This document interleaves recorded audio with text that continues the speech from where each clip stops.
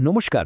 WBCS এবং WBPSC পরীক্ষার জন্য আমাদের এই বিশেষ রিভিশন সেশনে সবাইকে স্বাগত। আজ আমরা ইন্ডিয়ান পলিটির দুটো সবথেকে গুরুত্বপূর্ণ টপিক নিয়ে আলোচনা করব, প্রস্তাবনা আর নাগরিকত্ব। একদম ঠিক, এই দুটো জায়গা থেকে কিন্তু পরীক্ষায় প্রচুর প্রশ্ন আসে। তাই চলুন আর একদম সময় নষ্ট না করে সোজা আলোচনায় ঢুকে পড়া যাক। আপনাদের সুবিধার জন্য আমরা পুরো আলোচনাটাকে এই 5টা ভাগে সাজিয়েছি। প্রথমে আমরা প্রস্তাবনা বা প্রিয়াম্বেলের একেবারে মূল বিষয়টা বুঝব, তারপর দেখব এর সাথে জড়িত সুপ্রিম কোর্টের রায়গুলো, আর শেষে আলোচনা করব নাগরিকত্ব বা সিটিজেনশিপ নিয়ে।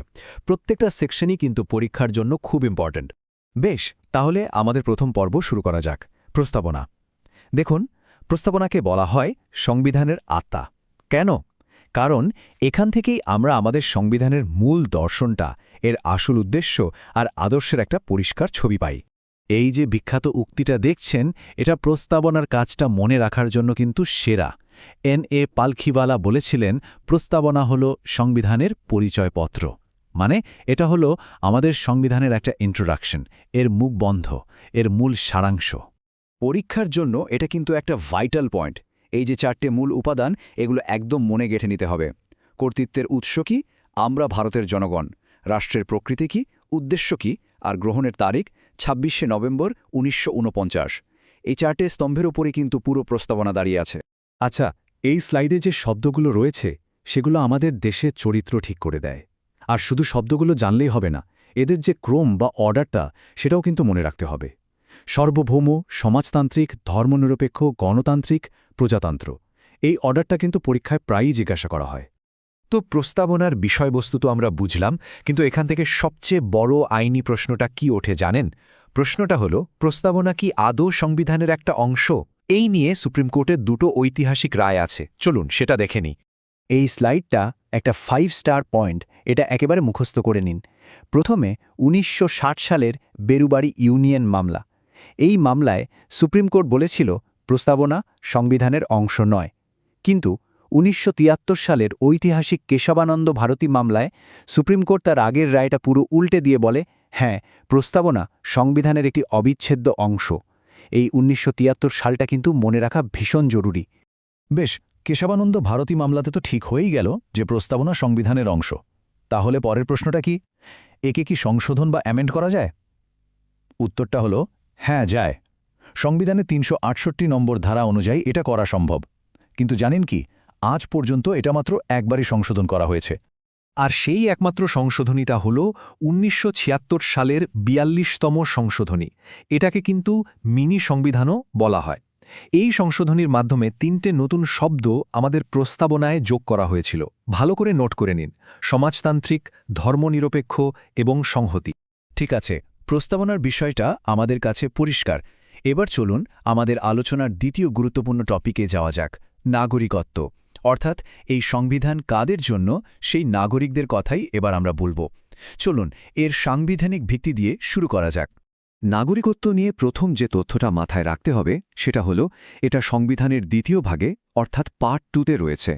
আর এর ধারাগুলো হল 5 থেকে 11। এই ধারাগুলো কি ঠিক করে? এগুলো ঠিক করে যে সংবিধান যখন চালু হলো, অর্থাৎ 26শে জানুয়ারি 1950-এ, তখন কারা ভারতের নাগরিক ছিলেন। পরীক্ষার জন্য এটা কিন্তু একটা খুব গুরুত্বপূর্ণ পয়েন্ট। দেখুন, যদিও পুরো সংবিধানটা চালু হয়েছিল 1950 সালের 26শে জানুয়ারি, কিন্তু দেশভাগের পরের যে জরুরি পরিস্থিতি, তার জন্য নাগরিকত্ব সংক্রান্ত ধারাগুলো তার আগেই, মানে 26শে নভেম্বর 1949 সালেই কার্যকর করে দেওয়া হয়েছিল। সংবিধানের 5 থেকে 11 নম্বর যে ধারাগুলো, সেগুলো তো শুধু 26শে জানুয়ারি 1950 পর্যন্ত কারা নাগরিক হবেন সেটা ঠিক করেছিল। কিন্তু তারপরের বিষয়গুলোর কি হবে? ভবিষ্যতের জন্য নাগরিকত্ব নিয়ে আইন তৈরির ক্ষমতাটা সংবিধান আমাদের সংসদ বা পার্লামেন্টকে দিয়েছে। আর সেই ক্ষমতার উৎস হল ধারা 11 বা আর্টিকেল 11। এই ধারাটাই সংসদকে নাগরিকত্ব অর্জন বা বাতিল করার বিষয়ে আইন বানানোর সম্পূর্ণ ক্ষমতা দেয়। আর এই ক্ষমতা ব্যবহার করেই আমাদের দেশের নাগরিকত্ব সংক্রান্ত সবথেকে গুরুত্বপূর্ণ আইনটা তৈরি হয়। সেটা হল 1955 সালের নাগরিকত্ব আইন বা দ্য সিটিজেনশিপ অ্যাক্ট অফ 1955। আর এই আইন অনুযায়ী ভারতীয় নাগরিকত্ব পাওয়ার 5টা উপায় আছে। কি কি? জন্মসূত্রে, বংশানুক্রমে, নিবন্ধীকরণের মাধ্যমে, স্বাভাবিকীকরণের মাধ্যমে, আর কোনো নতুন অঞ্চল ভারতের অন্তর্ভুক্ত হলে। এই 5টা উপায় কিন্তু মনে রাখতে হবে। তো নাগরিকত্ব যেমন অর্জন করা যায় তেমনই কিছু কারণে সেটা বাতিলও হতে পারে।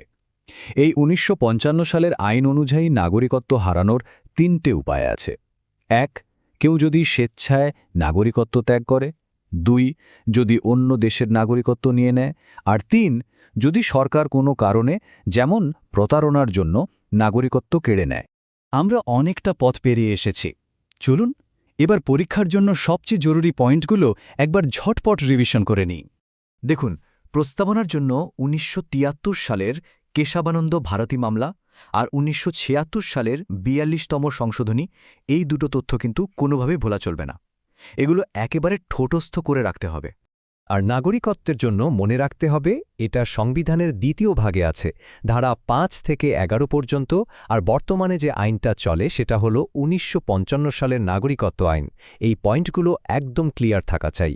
আলোচনা শেষ করার আগে একটা কথা ভাবা যাক, ৭০ বছরেরও বেশি সময় আগে তৈরি হওয়া এই সংবিধানের মূল ধারণাগুলো নিয়ে আজও কিন্তু আলোচনা হয়, বিতর্ক হয়। এটাই তো প্রমাণ করে যে আমাদের সংবিধানটা কোনো থেমে থাকা নথি নয়, এটা একটা জীবন্ত সত্তা যা সময়ের সাথে সাথে দেশের প্রয়োজনে নিজেকে বদলে নেয়। আশা করি এই হাই স্পিড রিভিশনটা আপনাদের প্রস্তুতিতে অনেক সাহায্য করবে। আজকের আলোচনার সমস্ত পয়েন্টগুলো যদি পিডিএফ ফরম্যাটে পেতে চান তাহলে অবশ্যই আমাদের ফাইনাল স্টপ ব্লগে ভিজিট করুন। লিঙ্কটা ডেসক্রিপশনে দেওয়া আছে। আপনাদের পরীক্ষার জন্য অনেক অনেক শুভেচ্ছা।